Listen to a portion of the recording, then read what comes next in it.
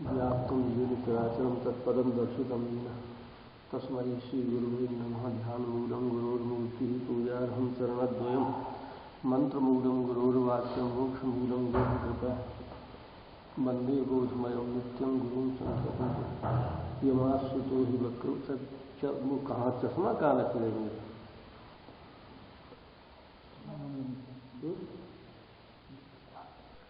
वाश्रुतो हि वक्रोऽपि चन्द्रः सर्वत्र वन्दति अज्ञानतिमिरान्धस्य ज्ञानाञ्जनशलाकया चक्षुरुन्मीलितं येन श्रीगुरुवे नमः। श्रीगुरुवे नमः। श्रीगुरुवे नमः। श्रीगुरुवे नमः। श्रीगुरुवे नमः।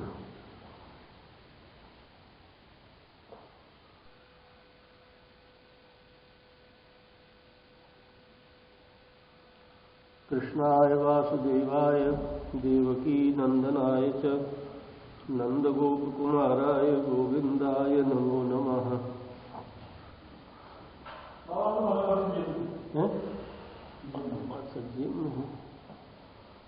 जिम में बना है।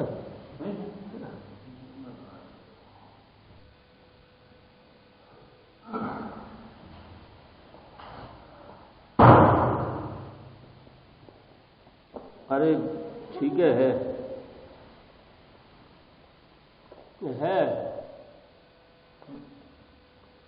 या ऊपर वाली जेब में रखो। चलो भी हैरान हो गए।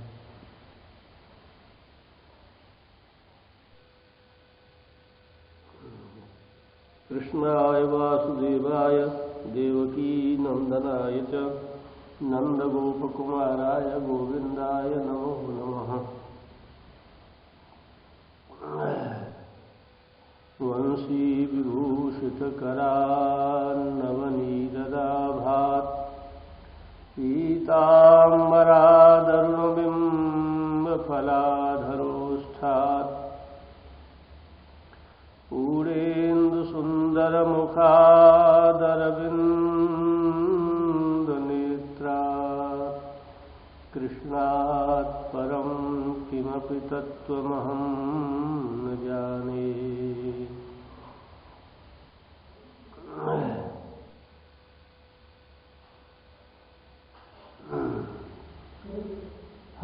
कृष्णात् परं किमपि तत्त्वमहं न जाने।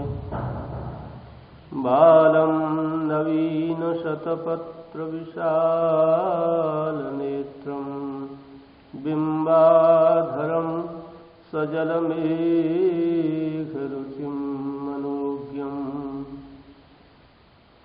मन्दस्मितं मधुरसुन्दरमन्दयानं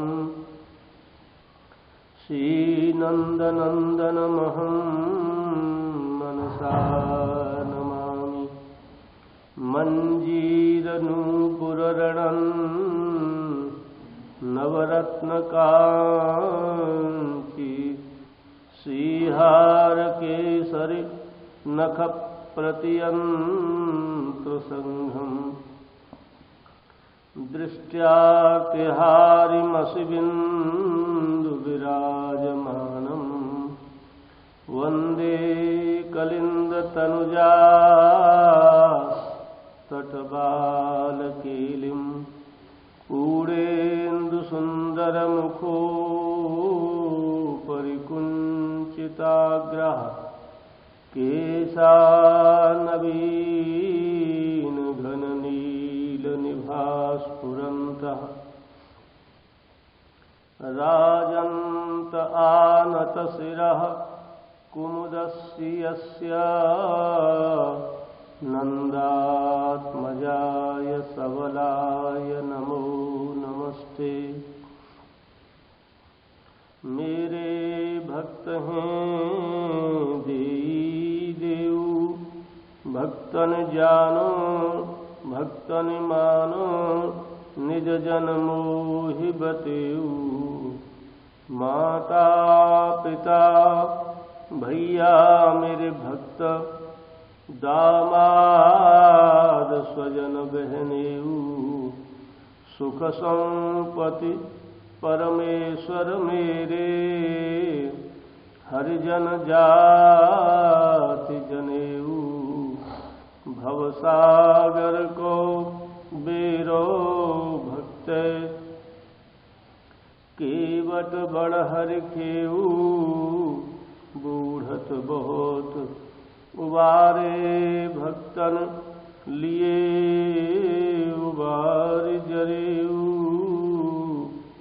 जिनकी महिमा कृष्ण कपिल कहि, हारे सर्वोपरि बेऊ, व्यास दास के प्राण जीवन धन, हरिजन बाल बड़ेऊ, वांछा कल्पतरुभ्यश्च कृपा सिंधुभ्य एव च पतितानां पावनेभ्यो वैष्णवेभ्यो नमो नमः। सीताराम सीताराम जय सीताराम, सीताराम सीताराम जय सीताराम, राधे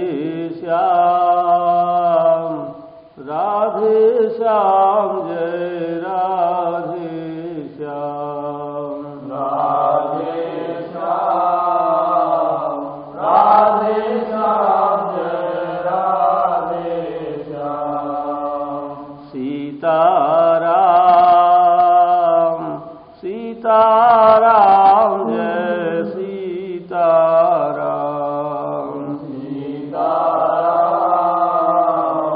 सीताराम जय सीताराम, राधे श्याम जय राधे श्याम, राधे श्याम जय राधे श्याम, सीताराम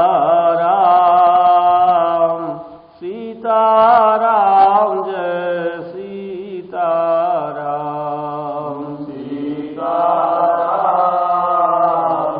सीताराम जय सीताराम, राधे श्याम जय राधे श्याम,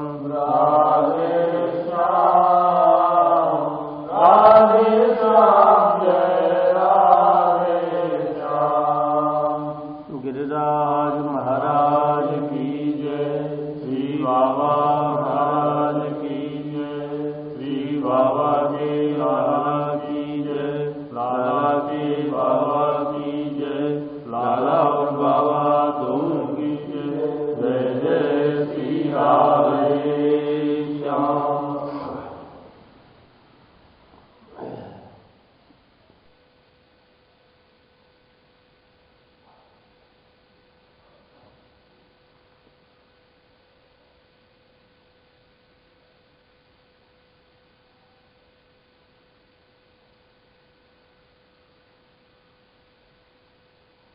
आगे श्री बाबा महाराज कहते हैं, स्मरण ही प्रेम का स्वरूप है। जहाँ प्रेम अधिक होता है वहाँ स्मरण किया नहीं, वहाँ स्मरण स्वतः ही होता है। चाहे शरीर में प्रेम हो, चाहे संसार में प्रेम हो, धन में प्रेम हो, कहीं भी स्त्री पुत्र धन शरीर संसार के किसी भी प्राणी पदार्थ में कहीं भी प्रेम हो, वहाँ स्मरण किया नहीं जाता। वास्तव में प्रेम का स्वरूप स्मरण है, निरंतर स्मृति है। और स्मरण करने से ही प्रेम होता है। इनके साथ में बहुत अधिक रहते हैं जिन्हें अपना मानते हैं।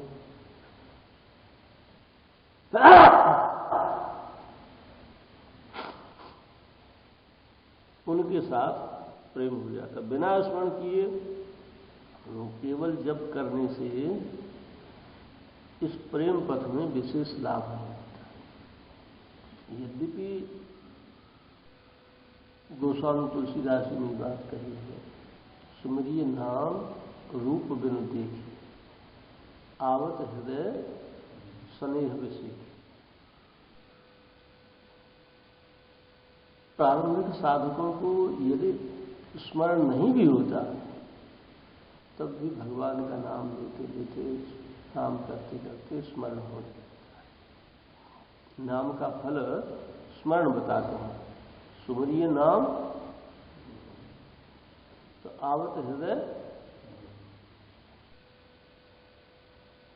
विशेष स्नेह उत्पन्न हो जाता है और उससे हृदय में भगवान की स्मृति, भगवान की मूर्ति, भगवान का रूप आ जाता है। हाँ, तो जप के साथ स्मरण हो तब शीघ्रता होती है। ये स्मरण के साथ जप की विशेषता है। इष्ट नाम में प्रेम हो जाता है तो नाम लेने के साथ साथ ही इष्ट की स्मृति होकर चित्त में गदगदता आ जाती है और आंसू आने लगते हैं और बेहोशी भी होने लगती है। जो प्रेम से भगवान का नाम लेता है, भगवान उस भक्त का स्वयं स्मरण करते हैं। देखो, एक ओर श्री राधा जी कृष्ण कृष्ण कहती हैं तो दूसरी ओर श्री कृष्ण राधे राधे की रट लगाई। इससे निश्चय होता है कि जब इष्टदेव के स्मरण पूर्वक होना चाहिए। देखा जाता है कि बहुत लोग माला लेकर जब भी करते रहते हैं और आपस में लड़ाई झगड़ा मुकदमाबाजी भी करते रहते हैं। ऐसे जब से भला क्या लाभ होगा? लाभ भी हो तो कई जन्म लगे। बाबा ने भी ये नहीं कहा कि लाभ नहीं होगा, लाभ होगा पर कई जन्म लगे। तत्काल लाभ तो स्मरण पूर्वक जप करने से ही होगा। अब आगे बताते हैं कि जप के समय आज भगवत सूर्य को फल रहा है अनुपम को। अच्छा, हाँ, देखो एक बार लगा के देख। तू लगाई अपने लगा दे।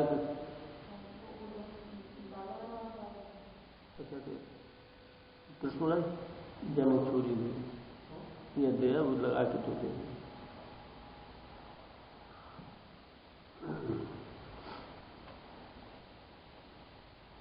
अनुपम है हम।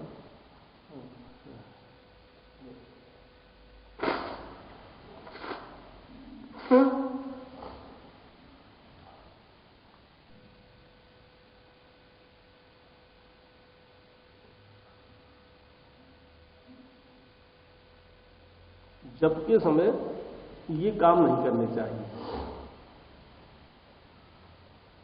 वे हैं जप कालेन भाषेत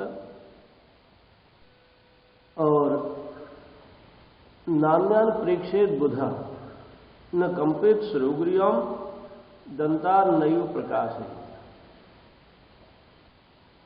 4 काम जप के समय निषिद्ध है। कौन कौन से हैं? बोलना। जप के समय जब भगवान नाम जप करे तो जहां तक बने मौन है।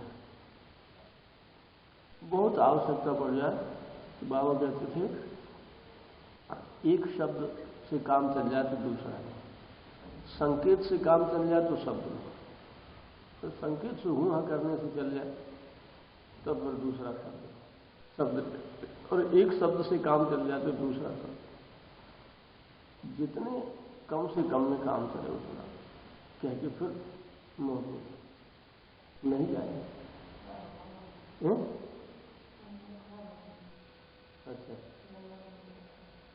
ये खराब है ना? अरे जी तब दो टावर तो है जब दो डंडा है।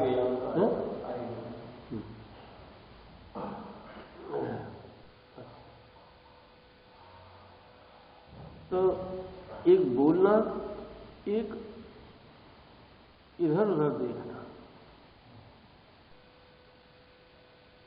एकाग्र होकर एक और दृष्टि करके।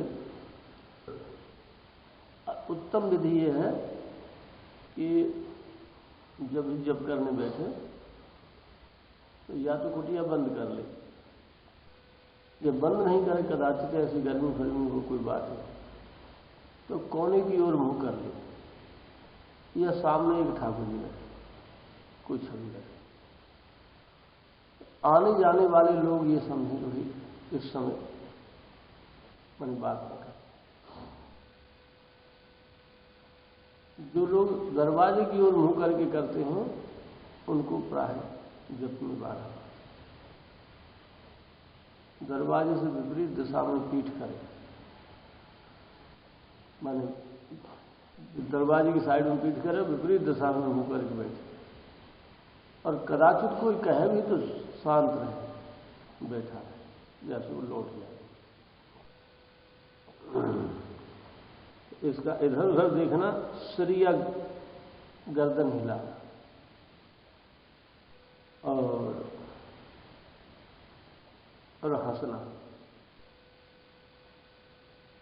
ये चार काम जब के समय नहीं।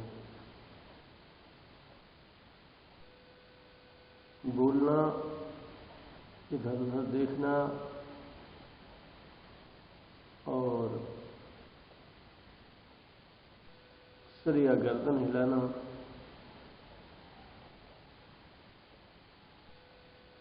और हंसना।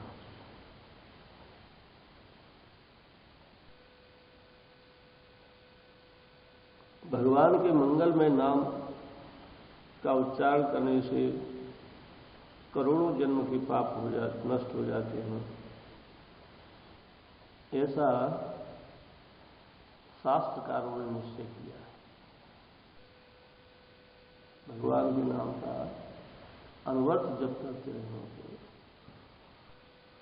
मैंने असंख्य जन्म, करोड़ों को तात्पर्य, कोटि शतकोटि अपारा, माने अनंत जन्म, अनंत जन्मों के पाप भस्म हो जाए।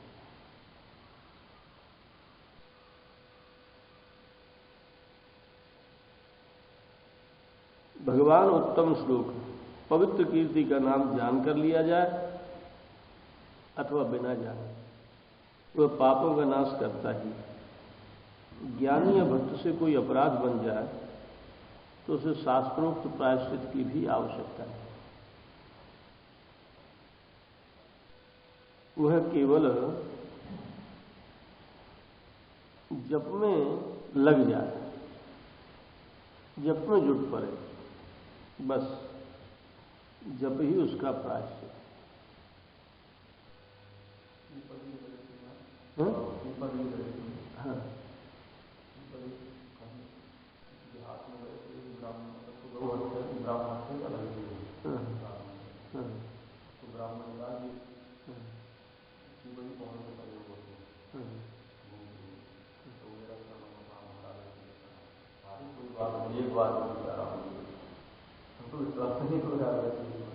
तुलसीदास जी ने तो माने यही प्रसंग तुलसीदास जी के जीवन में आया है।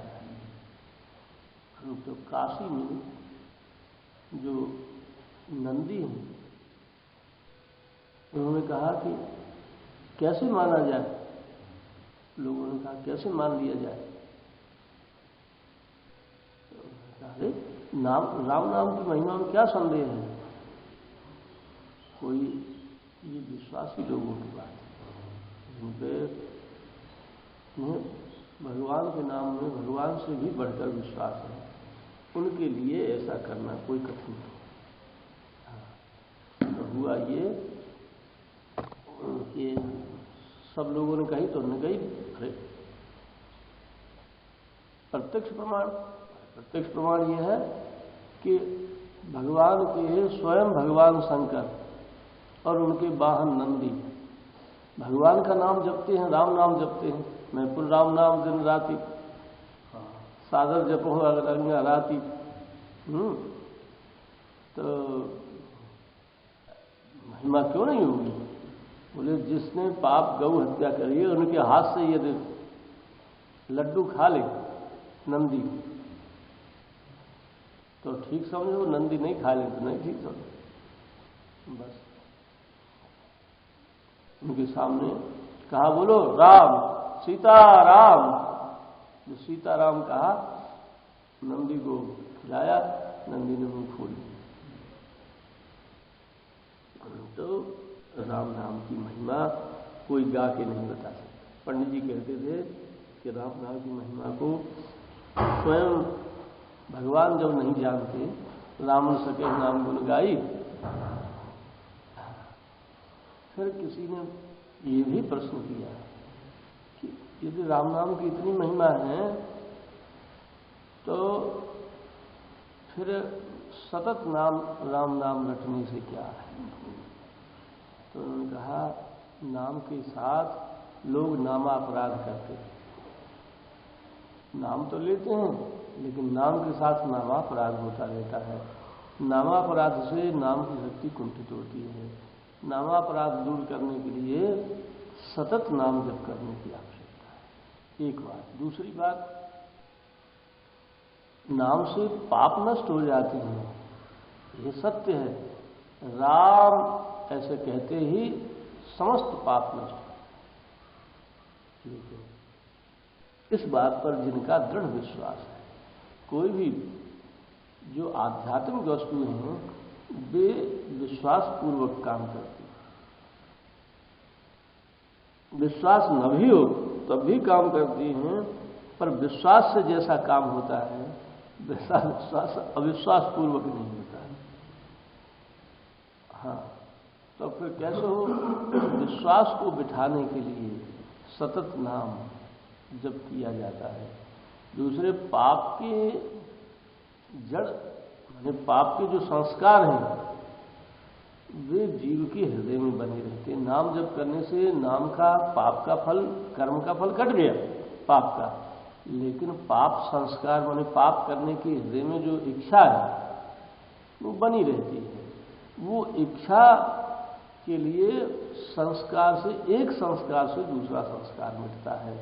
तो निरंतर जप करने से भगवान नाम जप के संस्कार, भगवत उपासना के संस्कार पाप के संस्कारों को मिटा देते हैं। विषय संस्कारों को निर्मूल करने के लिए आवश्यक है कि नाम सतत जप। ये बात समझ में आई कि नहीं? माने जैसे किसी व्यक्ति ने राम कहा तो राम कहते ही उसके पापों का नाश हो गया। राम नाम के कहते ही हुए पाप को नाश, मानो चिनगी आग की परिपुरानी घास। एक जगह कहा है नामनोष यावती शक्ति। राम नाम के नाम की इतनी शक्ति है, नामनोष यावती शक्ति, पाप निर्हरणे हरे। हरि के नाम की पापों को दूर करने की इतनी शक्ति है। तावत कर तुम न सकनोसी, उतना पाप कोई पापी समस्त जीवन में नहीं कर सकता। यह सत्य है, पर फिर बात क्या है? जैसे ही कुसंग मिलता है तो जैसे जंगल में दावाग्नि लग जाए तो जंगल नष्ट हो जाता है, जंगल जल गया। लेकिन जैसे ही वर्षा होती है वैसे ही बांस का जंगल जल जाता है, लेकिन भीतर से बांस के वृक्ष, बांस के कुल्ला हो गया। तो कुसंग से पाप बनने पर पुनः माने पाप हरे हो जाते। तो उन्हें सर्वथा पाप के जड़ मिटाने के लिए, संस्कार मिटाने के लिए आवश्यक है कि सतत नाम स्मरण। यह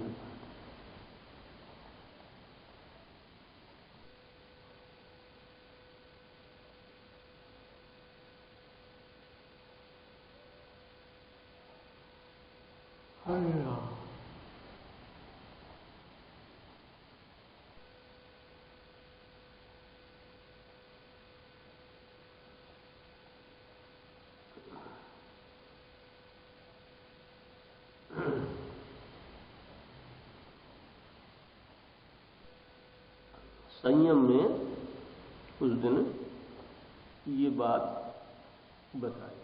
विरक्त साधक हाथ के संयम के विषय में कहा। हाथ सदैव सेवा के काम में लगाए रखे। कोई बालक गिर पड़े तो वाके उठावे में हाथों की सफलता हो। यही तरस तो रहे कि अपने इन हाथों को काऊ के काम में लगा सके। गुरुजनों की सेवा में हाथों की सफलता समझो। श्री ठाकुर जी के मंदिर में हाथों से सेवा करते हैं। हाथों से सेवा करने में संकोच को अनुभव न करें, हीनता न समझे, प्रत्युत यही भावना बनावे कि आज ही तो हाथों की सफलता हुई। श्री भागवत जी में परम भागवत अम्बरीश की जीवनी में लिखो, करऊ हरेर मंदिर मार्जनाधीश। अपने दो हाथों से श्री भगवान को मंदिर झाड़ते बहाते। हाँ, ये हाथ कहूँ भगवत सेवा को सौभाग्य पा जाए तो इनको बहुत ही संभाल कर रखे। ये भावना बनावे कि अब ये हाथ भगवान के हैं। जो अंग भगवत सेवा में काम आ जाए, गुरु जी की सेवा में काम आ जाए, उस अंग को माने ये समझे कि भगवान की सेवा में, संतों की सेवा में ये काम आ गया तो ये अंग पवित्र हो गया। इस पवित्र अंग से अब कोई अपवित्र काम, इसे पुनः अपवित्र न करे। यह भावना हो कि अब ये हाथ भगवान के गए, अब इन हाथों से कोई अनुचित काम न हो पावे। पंडित जी के जीवन में एक घटना घटी। एक बार रास बिहारी ठाकुर पधारे। तो रास बिहारी ठाकुर पधारे तो उनको हो गई प्रतिष्ठा माने जुकाम हो गया।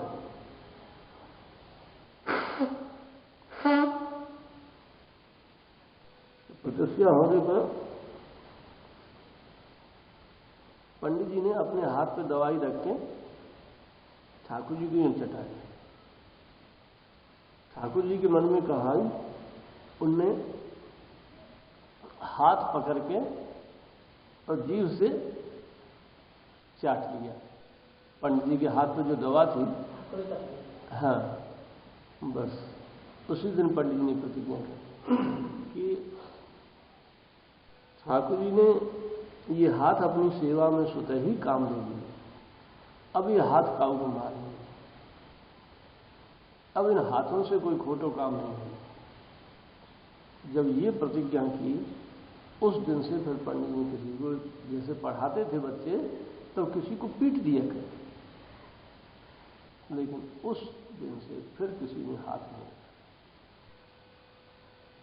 इस हाथ जो है भगवत सेवा में, सदगुरु सेवा में काम आ गए। अब ये हाथ किसी दूसरे काम के नहीं, किसी को मारने के काम की नहीं। तो वही भावना पंडित जी ने इनमें व्यक्त की है, अपने जीवन में भी घटी थी। हाँ, यदि हाथ कौन भगवत सेवा को सौभाग्य पा जाए तो इनको बहुत ही संभाल के यह भावना बनावे कि ये हाथ अब भगवान के है। अब इन हाथों से कोई अनुचित काम न हो पाए। विरक्त साधक काम की भावना से काहू को न छुए, क्रोध की भावना से काहू को धक्का न दे, काहू को मारे नहीं। खोटे काम करने को अवसर आवे तो यही भावना बनावे कि मेरे हाथ टूट गए हैं। हाँ, दीनन की सहायता, गुरुजनों की सेवा और भगवत सेवा के समय अपने को सहस्र बाहु को अनुभव करें। हाथन की सफलता तथा सौभाग्य है श्री गुरुजन की तथा भगवत सेवा करवे में ही, पुण्य दान करवे में, दीनन की सहायता करवे में, या ही में प्राणनाथ की कृपा को अनुभव करो। सदैव यही ध्यान रखे कि कोई इंद्रिय पाप करने में न लगे। प्रत्येक इंद्रिय से शास्त्र सम्मत सदाचार को ही पालन हो। रामचरितमानस में गोस्वामी तुलसीदास जी ने कहा, भूलन देह कुमारन पाओ, मोह मान मद करह न काऊ, भूलन देह कुमार।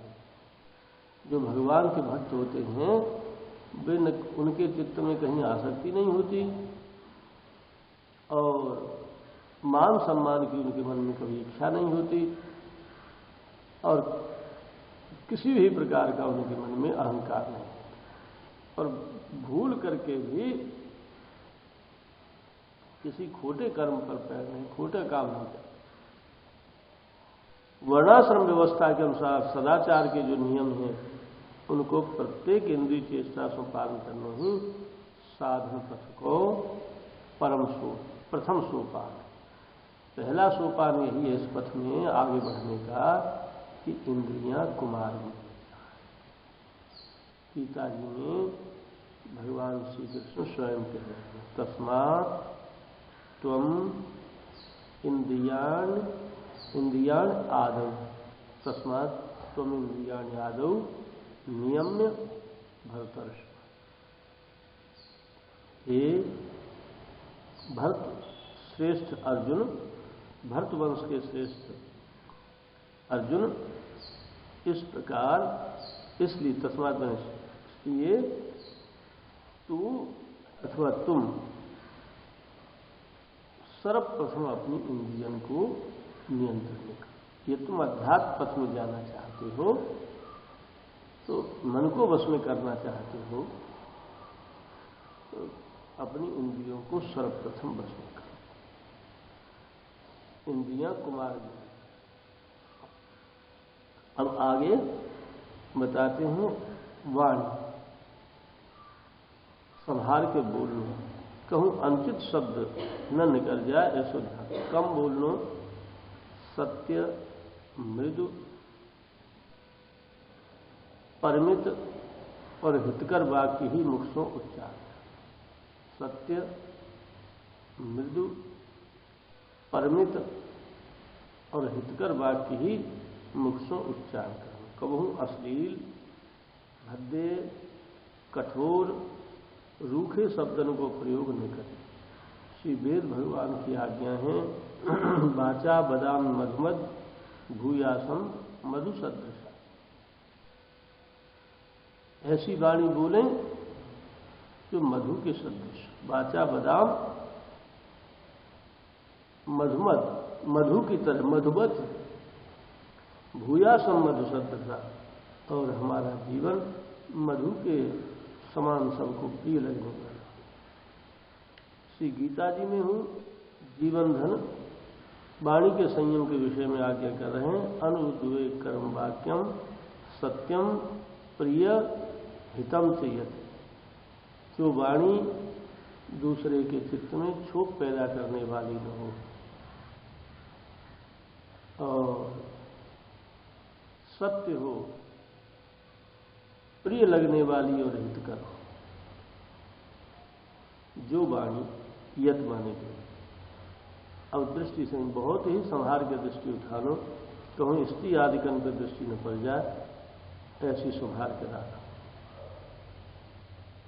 बहुत ही आवश्यकता पड़ने पर देख लो। दृष्टि प्राय नीची रहे, सनई सनई आगे को मार्ग देख के तब दृष्टि उठाना। धैर्य सो काम लेनो, हताश नहीं होनो, है साध्य। दृष्टि संयम में बहुत अधिक कठिनाई पड़ती है और इंद्रियों की अपेक्षा दृष्टि संयम कठिन पड़ता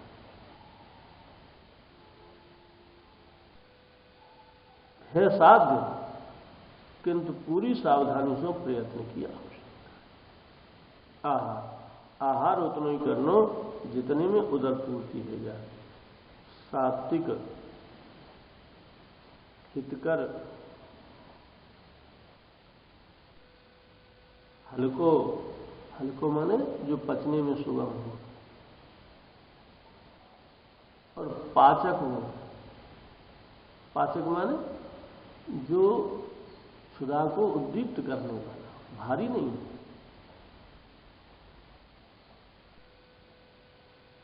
जो लोग भारी भोजन करते हैं वे कुछ काल तक, तो बहुत से लोग सबकी होड़ नहीं करते, होड़ इसलिए नहीं, बहुत से लोग जो है जिनकी जठराग्नि अत्यंत तीव्र होती है वे खा लेते,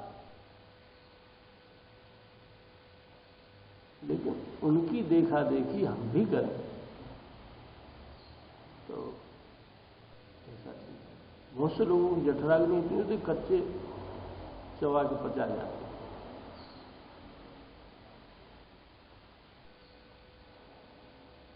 एक टेनिया लड्डू भर के बने, माने 500 से अधिक, इतने तो हमारे सामने खाने वाले लोग हैं।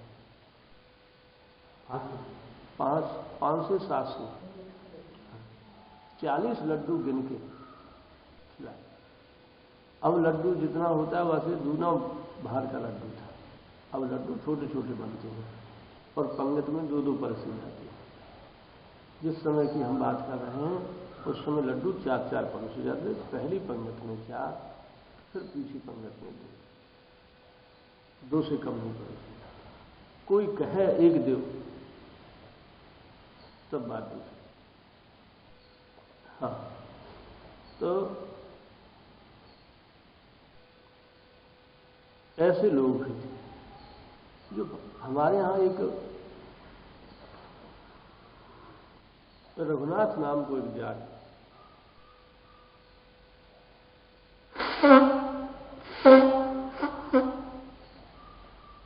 तो वो जाट जो है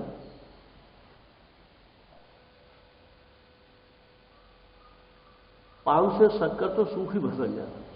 पान से शक्कर सूखी? हाँ।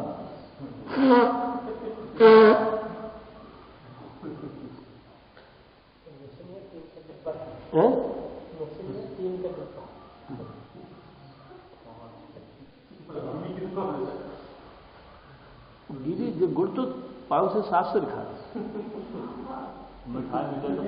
हाँ, वो तो शक्कर जो है ना, वैसे जो हमारे यहाँ आया था बूरा, वो शक्कर ही थी, देसी शक्कर थी, तो वैसी भसक दे तो 5 से। जितनी जिसकी अकल, इसलिए किसी में कभी दोष दृष्टि न कर। बहुत से लोगों की भोजन कराने वालों की दोष दृष्टि हुई है। जो कम खाते हैं ना, ये सोचते हैं हाँ ये इतना कैसे पचा, जिनकी अग्नि जैसी वे उतना खा करके भी स्वस्थ और प्रसन्न रहते हैं। हमारे पिताजी के यहाँ था तो पहले धनी, उसके घर जागीरदारी थी, पर उसके पेट में भीमसेन की भूख थी, मैंने बहुत खाता। जब खाने में उसकी जागीरदारी बिक गई, अंत में घर और जागीरदारी बेच के वो अपनी ससुराल में आ। हमारे गांव के पास ही उसकी ससुराल थी, जाट था। तो जाट देवता जब वहां आए तो मजदूरी करने, पेट कैसे पले, भाई ससुराल वाले कितने नाते खवा गए, तो मजदूरी करने। तो मेड़ फेड़ डालते फावड़े को काम करते, तो उससे एक दिन वो हमारे खेत की मेड़ डाल दिया। पिताजी से बाकी 6 सेर गुरचनी तय थी। 6 सेर पक्की तौल से 6 सेर, सवाई तौल थी वो। सवाई तौल का मतलब है आजकल के 6 सवैया 7.5, तो आज की तौल के 7 किलो, तो 7 किलो गेहूं चना बच दिए। पहले पिताजी के लिए, उनके लिए पिताजी ने कही कि हमारी माँ से या की खुराक आती है, रोटी थोड़ी अधिक लेना। कलेऊ ते था, भाई कलेऊ दे दिए मोहरे, बोले ठीक है कर लीजिए। 15-20 रोटी ले बोले एक दो जो है हमारे पिताजी बात बाकी खा ले। तो सब तो रोटी छाछ से रोटी खाएगा सबरी में। और जब चल भी लगे बोले मुझे बड़ी भूख लगी। हम लोग चलाया ना तो थोड़ी देर में ही मैंने 1-1.5 बीघा खेत हो। हाँ तो बाकी मेड़ थोड़ी देर में अंडा आ गया। और यहां से जब तक अपने गांव तक गया तो 7 किलो गुड़ चीनी चबाया होता था।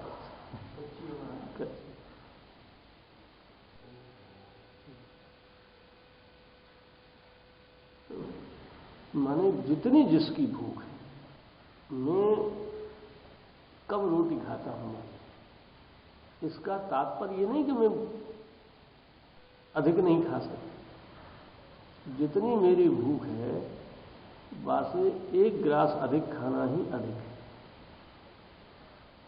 और यदि भूख किसी की 10 रोटी की है तो वो जो है 9 रोटी खाता है उसका युक्त है। हाँ इसलिए किसी की इस बात पर विचार है। एक आश्चर्य की बात सुनाते हैं। हमारे जो प्रपितामह, हमारे पिताजी की पितामह,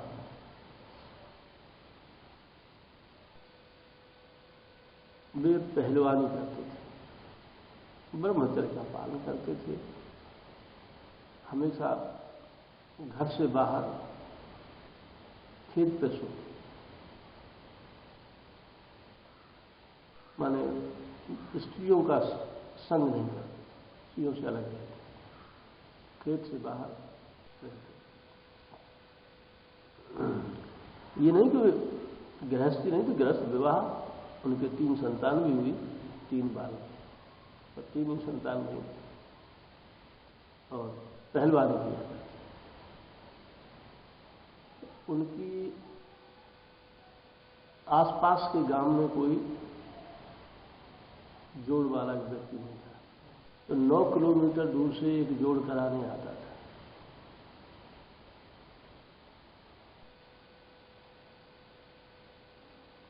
तो थोड़ा बहुत वो हमारे जोड़ छोड़ो करा देते। एक दिन ऐसे बदरचल सी रात्रि थी, तो एक प्रेत आ गया और प्रेत ने कही, अरे भाई बहुत देर कर ली, चलो जोड़ कर लें। तो वाकई आने से पहले हमारे बाबा पर अखाड़े गोड़ के तैयार रहते थे। तो बोले अरे अभी ना, अभी तो सही सांझ है भाई, अभी तो अखाड़ो ही ना, अभी मैं जगह ना अखाड़ो ना गोड़, तू तो जल्दी आए। बोले ना देख सही, तो चंद्रमा बादलों में छुप रहा था, तो ऐसा लगता है मानो सवेरा सा हो गया। तो बोले अब अखाड़े में जोड़ना कर। अखाड़े में हनुमान जी की आंख लगती है, हनुमान जी की वो रेखा लगती है। हाँ, जो भी अखाड़ा होता है उसमें जो बत्ती घुमाते हैं, अगरबत्ती धूप बत्ती, वो हनुमान जी को दिखा के फिर उसे घुमाते।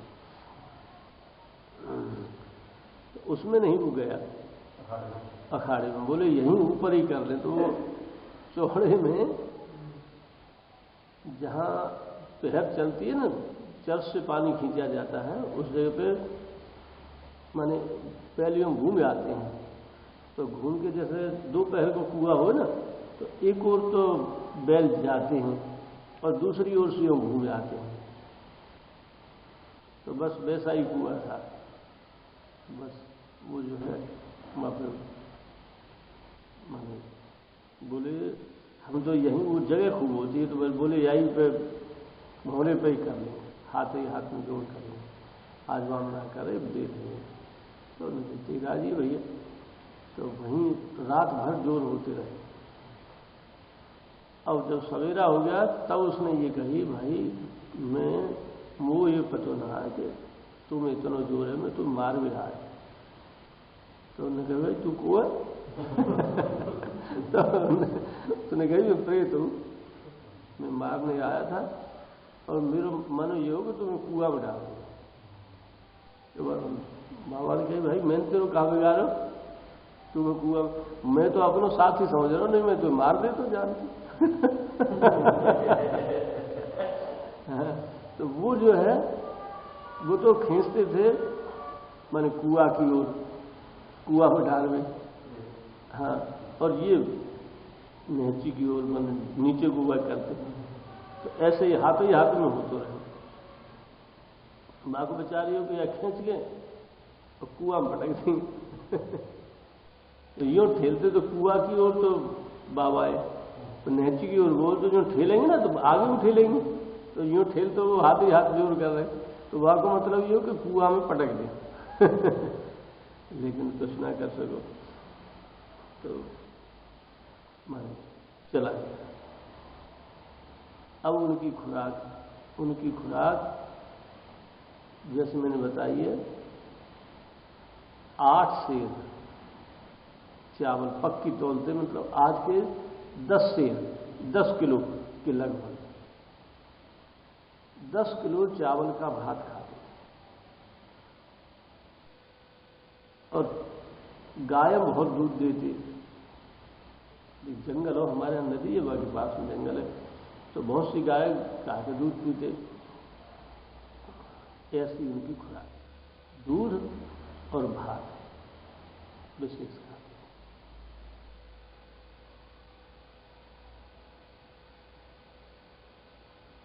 आज के समय में 100 आदमी को होता है 8 से 4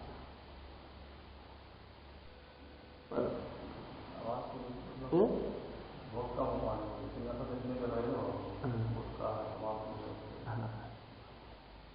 तो कोई ऐसी बात नहीं है मैंने खाने पीने की।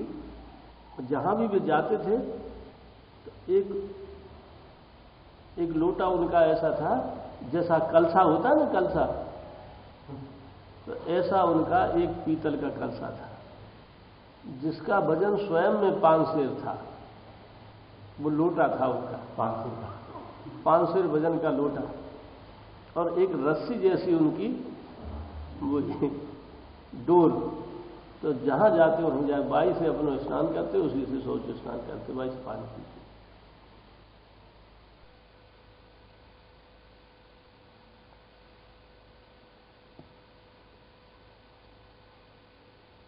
अब आगे चले, आहार के विषय में बातचीत चली, लेकिन कहने का तात्पर्य है किसी के प्रति दोष दृष्टि नहीं करनी। जो जितना जिसका आहार है उतना खा, जिनकी माने अग्नि तीव्र है वो बचा ले। तो हमें अपनी अग्नि की ओर देखना है, दूसरे की ओर नहीं। कोई 10 रोटी खाता हो तो उससे कोई लेन देन नहीं है। और कहते हैं जा में कम व्यय करे ऐसो ही आहार। पंडित जी हमेशा जिसमें कम से कम खर्च होता वही करता, वही साथ हमेशा होता। जो कहते कि आजकल एक रमन लाल नाम के एक उनकी मंडी में दुकान थी, साग मंडी में थे, तो वे बजाज उनके भाई की दुकान थी, तो रोज मंडी जाते। तो वो बाबा के रूप प्रणाम करने आते, बाबा को श्रद्धाई। तो पंडित पूछे रमन लाल आज कौन सा साग मंडी में अधिक आया है? तो रमन लाल कहते महाराज आजकल बथुआ खूब आया। तो पंडित जी बताते साग, कोई बड़ीवासी पूछे महाराज साग कौन सा करें? बोले बथुआ को साग। और जब रमन लाल कहते महाराज काशी फल बहुत, अरे काशी फल की तो खूब, काशी फल तो मंडी भर रही है। तो कोई पूछता साग तो बोले काशी फल। और जो लौकी सस्ती है जाए तो लौकी, उसी जो साग सस्ता होता। तो गाजर आगे लगती तो गाजर, तो ये कहते हैं कि जो सस्ता ब्रजवासी खाते हैं वही सस्ते से सस्ता।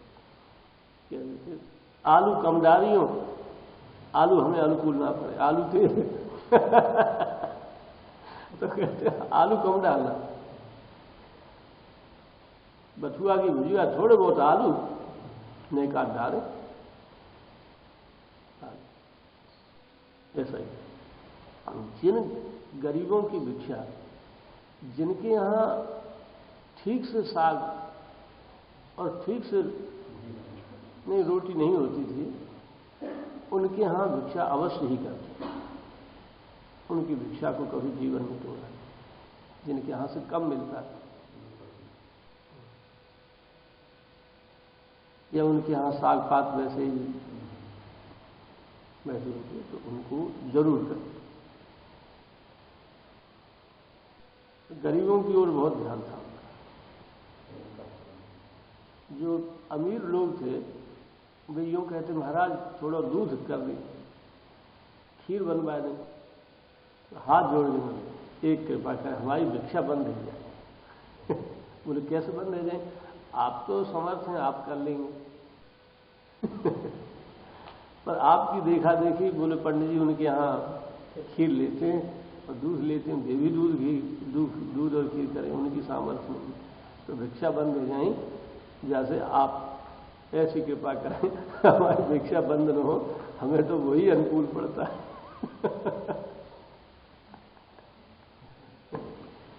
मना कर देते। केवल 2 घर में साल में एक आध बार होती थी उनकी, तो 2 घर में भी मानते नहीं थे, उनके यहाँ माने साधु अधिक आते थे। तो वे कहते महाराज पंडित जी हम आपकी वजह से लाकर ये साधु सब भूखे चले जाते, यानी उनके यहाँ से तो हम लोगों को आज्ञा थी बस एक सपूरा, छोटो सपूरा। जो आज के दोनों हो ना, ऐसा छोटो सपूरा बस उतना ही लो जैसे जा। शरीर की रक्षा के लिए भोजन करना, जिह्वा के विचार से कोई आहार नहीं करता, बहुत भारी उत्तेजक अभक्ष्य तथा मादक वस्तु कबू ग्रहण नहीं करता। पेट प्रतिदिन स्वच्छ हो तो रहे ऐसा संभाल के आहार।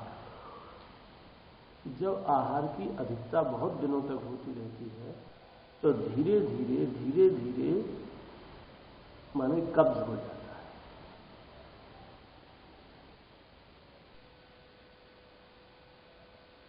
इसे हिंदी में मलावरोध कहते हैं, उर्दू में कब्ज कहते हैं। तो मलावरोध हो जाता है, धीरे धीरे आंख जो है मल को रोकने लगती है। वैसे नियम यह है कि जाते ही आंख फौरन निकाल दें, समझ लो पेट थी, और ये आहार का ही परिणाम है। जो लोग आंख बंद करके आहार लेते हैं बढ़िया स्वादिष्ट, तो धीरे धीरे धीरे धीरे धीरे धीरे उनको मलावरोध। हाँ, लेकिन कुछ दिन तक कम कम खाओगे, मानिए हल्का आहार, पानी पीते तो हल्का आहार ले, साग पात अपने आप से होने लगे। जैसे साग मात्रा में अधिक ले लो, कुछ दिन तक ले हुए तो पेट अपना रोटेशन पकड़ नहीं होगी तो एक बार जो है मलावरोध है तोड़वे के लिए माने विरेचक पदार्थ दे देंगे, जिससे एक साथ दस्त हो, और फिर धीरे धीरे फिर आहार कम मात्रा, जितना कम ले हुए तोड़ के ले हुए उतना फिर विलंब हो जाता है। जब आहार अधिकता होती है, आहार भारी पदार्थों का होता है, तो वैसा ही अपने आप से धीरे धीरे रोटेशन बन जाएगा। पर जैसे मलावरोध धीरे धीरे हुआ है, वैसे मलावरोध टूटता भी धीरे धीरे। एक साथ जो विरेचक औषधियों से जो ऐसा करते हैं, उनकी आंखें शिथिल पड़ती। जो हमेशा त्रिफला लेते हैं, हमेशा हर्र लेते हैं, हमेशा कोई विरेचक चूर्ण लेते हैं, यह कभी नहीं लेना चाहिए। लेने से धीरे धीरे धीरे धीरे आंतों की जो स्वाभाविक शक्ति आकुंचन विकुंचन की शक्ति है वो खत्म हो जाए, फिर उसी का अभ्यास होता है। हाँ, उसी का अभ्यास हो जाए। हाँ, तो पेट प्रद्यम स्वच्छ ऐसा सब, पेट में मल को रुकना और मन में विकारण को रुकना स्वास्थ्य और परमार्थ दोनों के लिए हानिकारक है।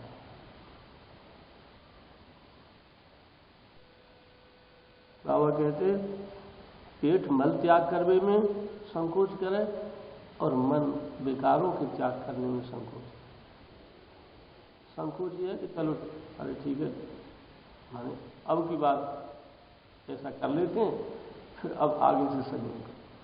यह मन का संकोच है। और सो जाए पानी फानी पी के जैसे तैसे कर करा के और मल निकले, ये पेट का संकोच।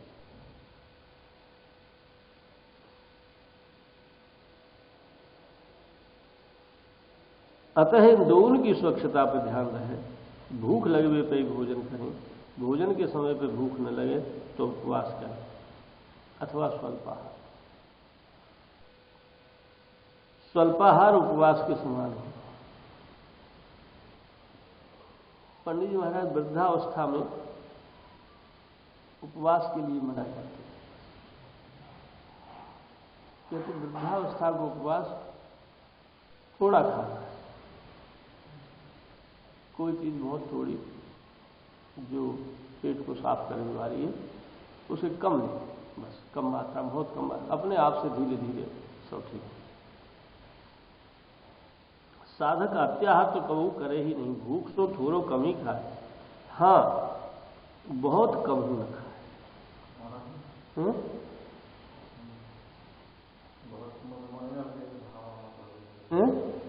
बहुत कम है, मन नहीं हो जाता। हाँ, बहुत कम नहीं, माने ये है भजन भी नहीं होता। चबा चबा के खाने से कम में तृप्ति। हाँ, लेकिन बिल्कुल ही कम लगा। बिल्कुल कम। बाबा ने सूर्य बाबू महाराज ने सूर्य पे कहा है कि अधिक खाने वालों को अधिक हानि होती है, कम खाने वालों को उतनी हानि तो होती है, लेकिन उतनी हानि नहीं होती। ये भी बिल्कुल कम हो तो मन जहाँ भटक जाता है और युक्त आहार तो हाँ, तो कहते हैं साधक अत्याहार तो कबू करे ही नहीं, भूख सो थोड़ो कम ही खाए, बहुत कम ही न खाए। युक्ताहार विहार से युक्त चेष्टा से युक्त कर्म। बाबा कहते थे सदैव पथ्याहार। पथ्याहार यह है जो शरीर को अनुकूल पड़ता है, अनुकूलता की ओर देखे, स्वाद की ओर न देखे, ये पथ्याहार। पथ्याहार का अर्थ क्या है? जो शरीर के स्वास्थ्य के अनुकूल हो, जो स्वाद की ओर देखकर किया जाता है, पथ्याहार ही उपपथ्य। स्वाद की दृष्टि से अधिकतर लोग ऐसा करते हैं कि यदि रुचिकर आहार हो, भले ही स्वास्थ्य के लिए अनुकूल हो, लेकिन यदि रुचिकर आहार हो, स्वादिष्ट, तो उस आहार को वे करते हैं। यदि आहार भले ही पथ्य हो पर स्वादिष्ट न हो तो फिर उनके गले से नीचे नहीं।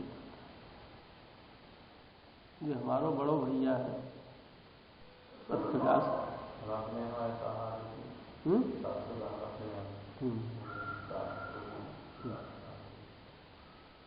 तो ये जो आहार है, ये आहार करे तो ये हमेशा गले से नीचे नहीं उतार सकते।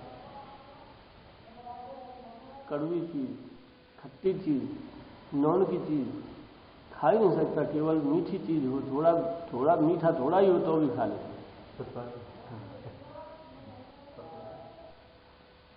हम किसी की बात कह के हंसे नहीं, हमें तो अपने को देखना। तो उदाहरण तुम्हें समझा, हमें अपने आप को देखना। हमारी दृष्टि पता नहीं क्यों दूसरों पर शीघ्र चली जाती है। हाँ।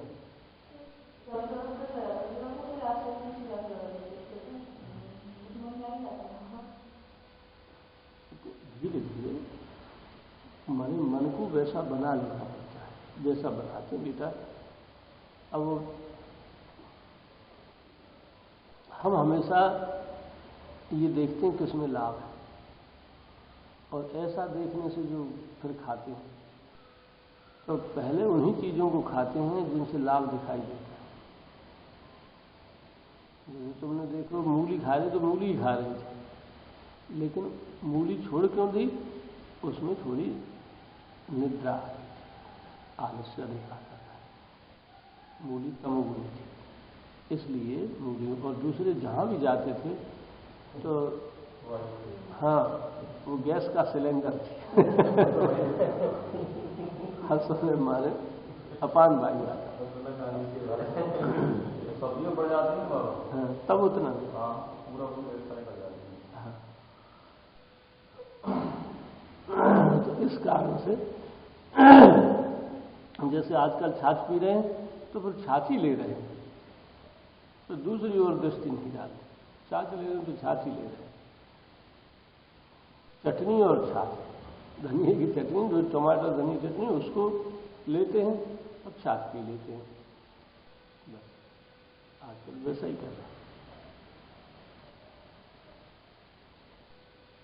ज्यादा मन में कोई बात होती है वैसे तो फिर छाछ भी नहीं लेते, फिर कम लेते इसलिए हैं जैसे हम छोड़ना चाहते हैं भोजन, कभी ये भी चाहते आज भोजन न करें, लेकिन लेते इसलिए हैं कि कदाचित भिक्षा बारो आ जाए तो ये कहो बाबा ने ना ली, उसके चित्त में कष्ट। इसका फिर दूसरे जो हमारे सामने बैठता है सत्प्रकाश, तो उसको बहुत कष्ट होता है। जैसे कहा हम माने न खाएं तो बहुत अधिक दुखी हो जाए। हम यूँ कहें कि केवल अंकुरित ही लेंगे तो सबसे पहले वही विरोध करता है और छाछ की कह रहे हैं, छाछ ले रहे हैं तो बोले अब कहा जरूरत है रोटी फूटी बना ली, सब छाछी पीते रहो, सब विकास से को साको चून पिखाओ, कहा जरूरत है। खैर तब भी हम अपना काम अपने ढंग से आहार को औषधि रूप बना। आज आहार के विषय में समझाया, तो आगे दूसरों की ओर दृष्टि न जाए, ये सबसे पहली बात है।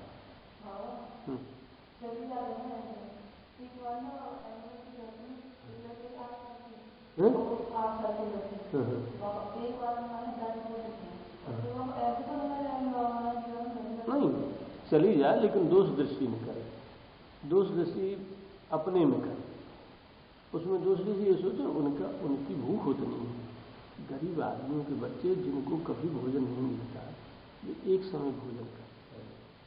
ये हम अपनी आंख से देखिए, हमारे यहाँ माने चमार कोरियान के छोड़ा कभी जैसे आते थे, और उन्हें हमारे घर में नियम है, हमारे घर भैंस बहुत रहते, चुपड़ी रोटी और गुड़ के उन्हें कलियों के लिए देते, तो एक 20 रोटी खाते। वे अपने घर थोड़े 20 रोटी खाते, बेचारे को भरपेट रोटी नहीं मिलती। अब यहां घी से लगी भाई और गुड़ साथ खा, इसलिए दोष दृष्टि नहीं, बेचारे अभाव से खा। तो यही मानना चाहिए, सपने में नहीं देखे पर दोष, सपने दूसरों के लिए तो उदार हो जाए, सोचे ठीक है बढ़िया ये तो खाते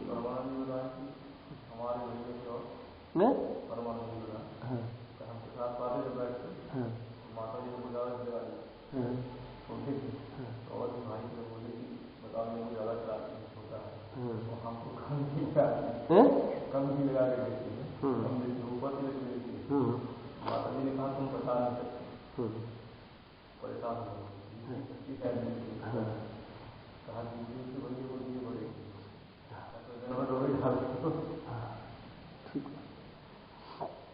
तो इसलिए माने दूसरों की होड़ नहीं, दूसरे कैसा, जिनकी दृष्टि, कल परसों से ये बातचीत चल रही है, जिनकी दृष्टि अपने दोषों की ओर है और जो कहीं से गुण की बात मिलती है उसे ग्रहण करते हैं और दोषों को हमेशा अपने से हटाने का प्रयत्न, दोष अपने में देखते हैं, गुण तुम्हार देखे निज दोष और जह सब भात तुम्हार भरोसा। और ऐसे ही हमेशा दूसरे में कभी दोष नहीं, सपने में नहीं देखने पर, स्वप्न में भी पराये दोष नहीं। जड़ चेतन गुण दोष में विश्व कीन करता है, संत हंस गुण गहन पाए। जो संत रूपी हंस हैं वे गुण रूपी दूध को तो पी लेते हैं, कहीं से भी गुण मिले उसको ग्रहण कर लेते, इसका कहीं से भी। परगुण परमाणु पर्वतीकृत नित्यम, उनकी आंखें दूसरे के दोष देखने के लिए अंधी होती है और कहीं दोष भी दिखाई देता है तो फिर क्या करते हैं, यह करते हैं कि अरे पता नहीं कैसी परिस्थिति है, सभी लोग स्वभाव से विवश हैं, हम जिसको अच्छा नहीं मानते हम अपने में देखें ये हम नहीं है। जैसे कोई अधिक बोलता तो ये समझे भाई इसका ऐसा अभ्यास पड़ गया है, स्वभाव से बेचारा अधिक है, विवश है, बोलता है। कोई चोरी कर रहा हो तो कुसंग के कारण बेचारे को चोरी करने की आदत, वैसे चोर नहीं है, कोई बात होगी इसलिए कर लिया इसने, तो दूसरे को तो यूं टालना कि स्वभाव विवश सभी लोग हैं। जैसी परमात्मा ने जिसकी प्रकृति बनाई है वैसा ही वो करता है, इसलिए उसके दोषों को देख करके उद्विग्न मत, उसको दोषी मत ठहरा। दोषी ठहराना ही दोष दृष्टि है। पापी को पापी मान लेना, कोई पापी नहीं है। बड़े बड़े पापी और धर्मात्मा हो जाते हैं और बड़े बड़े धर्मात्मा समय आने पर पापी हो जाते हैं। तो इसलिए किसी ने भी ऐसी दृष्टि मत करो कि ये ऐसा नहीं हो सकता। जो किसी को एक बार देख के और वैसा ही निश्चय कर लेते हैं, लाखों बार वैसा करे तब भी उसके प्रति दोष दृष्टि मत करो। बोले भगवान की बड़ी कृपा है जो हम ऐसे नहीं हैं, और परमात्मा कदाचित हमें ही ऐसा बना देता तो क्या होता। इस तरह से उसके ऊपर करुणा ही करो, लेकिन निंदा न करो, उसको दोषी मत ठहरा, उसके साथ सद्व्यवहार करो। Hate the sin not the sinner. पाप से घृणा, पापी से नहीं। पाप से घृणा क्या है, वह पाप हम नहीं करेंगे, इसको नहीं कर सकते, ऐसा में नहीं करना, बस नॉट द सिनर। पापी से घृणा नहीं। अरे पता नहीं किस परिस्थिति में पला है, जैसा संग मिल जाए, जैसे लोगों के विचार के साथ रहे वैसा ही व्यक्ति बन जाए, और कोई बात नहीं। हम लोगों को ईश्वर की कृपा से साधुओं का संग मिला, तो आज हम साधुता की बात करते हैं बैठे। और यदि जो है हम ईश्वर की कृपा नहीं होती, गांव के नेताओं बैठे होते, बस वही मार धाड़ नेतागिरी, वो ऐसे है वो ऐसे है, एक की बुराई एक की भलाई, यही करते। तो ईश्वर की कृपा से बोले बेहस महेश तब ज्ञानी मूढ़न को, फिर क्या बात है, बोले जयक्षण जसर हो पति करें। तो ही हमारी चौपाई गलत, तुम तो सही करना हमें याद नहीं गई। तो क्षण तब तस हो।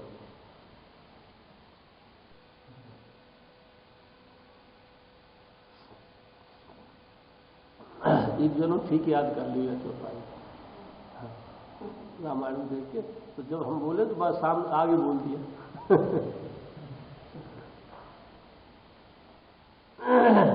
बोले बेहस में। भगवान शंकर ने माने हंसकर कहा। हंसकर माने अरे पार्वती तू समझती नहीं है, तुम नहीं समझ, कोई न संसार में कोई ज्ञान